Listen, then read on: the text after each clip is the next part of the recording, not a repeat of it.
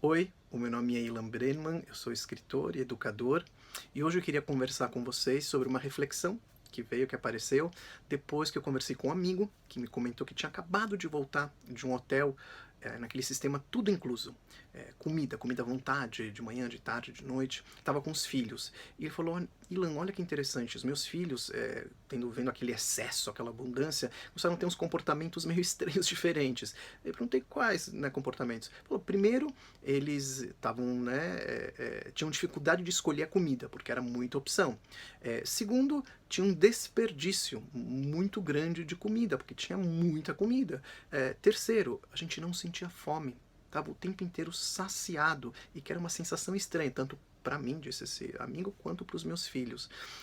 E a conversa foi rolando e eu fui pensando um pouco, fazendo uma reflexão sobre como a gente vive um pouco nessa sociedade. Não só em relação à comida, mas em relação aos afetos, em relação à questão do consumo, né? Os excessos, a abundância, né? A fartura de informação. Né? Você pode falar assim, quanta informação a gente consegue assimilar. A gente vê hoje nas redes sociais. Eu vejo um exemplo clássico na televisão, você tem 200 canais na TV a cabo e você não consegue parar num só. Você vai passando um canal, passa outro, e sempre volta para aquele mesmo, aquele mais familiar, aquele que faz mais sentido para você. Mas você quer ter 200 canais, 200 canais, é importante ter isso. Então, a gente pensar um pouco sobre quais são os impactos desse mundo dos excessos na vida da criança é fundamental, é muito, muito importante. Isso não é assunto só atual. Sabiam que existia um governante antigo chamado Catão, era um romano e muito sábio, sempre os romanos, antigos romanos, e ele dizia que o conforto, né, era o caminho do desperdício. Ele tinha essa fala. E além disso, ele dizia: quando tudo é muito fácil, a vontade enfraquece. Quando tudo fica muito fácil, a vontade enfraquece. Você não proporcionar a fome, não a fome física, deixar alguém famélico, né? Os famélicos, isso é uma coisa que tem que combater, essa fome real, a pobreza real, mas a gente está falando de outro tipo de fome, né? Quando se fala da fome do desejo, do desejar algo, esse buraco, ele é fundamental, né? A fome faz a gente andar, é o motor da vida, para a gente buscar aquilo que a gente quer. Isso é fundamental, é importante. Hoje as crianças meio perderam um pouco o parâmetro disso, pela nossa história também, pela nossa relação com elas. Eu lembro, por exemplo, que na minha adolescência eu queria muito um tênis. Era um tênis caríssimo, o London Fog. Quem é da minha geração pode ser que lembre. Era caríssimo. Então eu estava com fome daquele sapato. Estava com fome, com desejo, mas minha família não tinha condição, não tinha. Então o que a gente fez? Começou a bolar estratégias, né, já que a gente não tem condição de comprar o oficial, vamos comprar o genérico. Pesquisamos um genérico que ficava longe de casa. Eu e minha mãe fomos lá, pegamos ônibus, pegamos o metrô, chegamos na loja.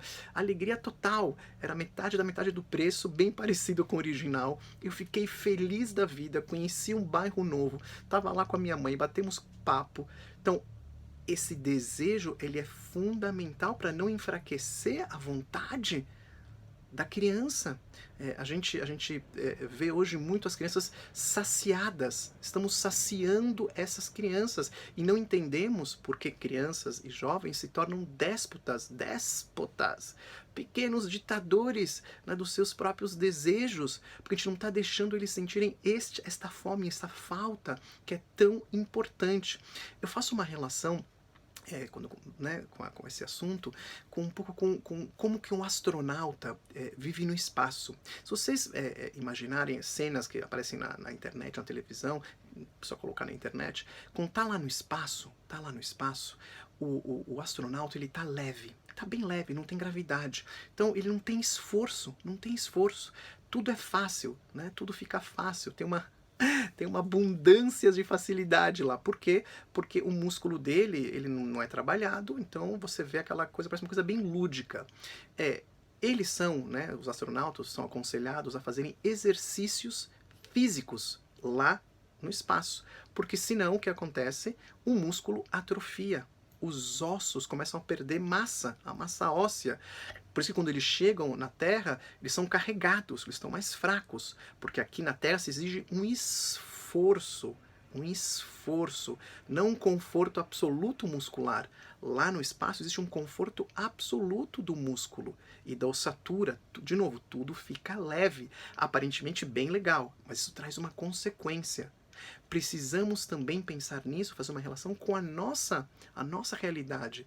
Deixar que as crianças se esforcem, trabalhem o músculo mental, o músculo afetivo, que elas trabalhem, que elas se esforcem. Isso é fundamental para a sociedade como um todo ter menos desperdício. Com certeza, né? Isso tem a ver com isso, menos desperdício, para a nossa sociedade poder fazer escolhas melhores, né? A criança, quando ela é abastecida o tempo inteiro, por exemplo, com aquele amor sufocante, né? Aquela coisa de um afeto de 300.000% em cima dessa criança, ela vai ter uma consequência. Vai ter, com certeza. Ela vai achar que ela merece isso de todo mundo. Todo mundo tem que amá-la como a gente faz esse amor, às vezes, sufocante. Temos que amar os nossos filhos, mas, de novo, sem exageros, né?